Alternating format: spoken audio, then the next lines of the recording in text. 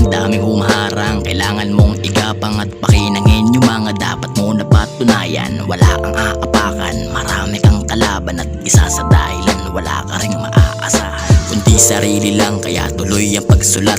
Ayos lang magkamali, kasama yun sa inahangad. Kaya kung gusto mong matuto at matuto ng gusto, hanapin ang sarili at kilusan ang gusto.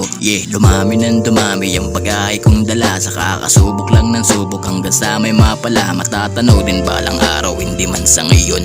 Gawin mo lang yung gusto mo, pati yung obligasyon at ambisyon mo sa buhay. Ikaw mismo ang kukulay at dadalhin mo habang buhay at hanggang sa pagkahukay. Hindi mo kailangan na magpanggap na meron ka, dahil habang nabubuhay at yun yung mahalaga. Sana merong mapala sa aking sinusulat at aking ginagawa. Sana merong mapala sa aking sinusulat at aking ginagawa. Sana merong mapala sa aking sinusulat at aking ginagawa. Sana merong mapala sa aking sinusulat at aking ginagawa. Madami pa na mangyayari, aaralin ko hanggang sa di pa napupudpud. Lapis na ginamit ko, pambura kapag mali.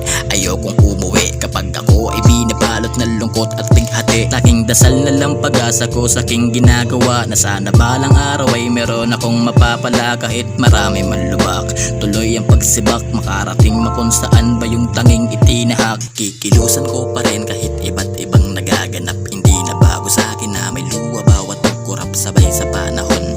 Aking inspirasyon lamang ang pagsusulat sa naganap na sitwasyon. May kapalit din ang lahat ng mga hirap mong ginagawa. Kahit hirap ka na, ito pa rin di pa nadadala. Kailan ba papalarin? Hindi mo masasabing kundi mag-aatid sa'yo, kundi ay panala.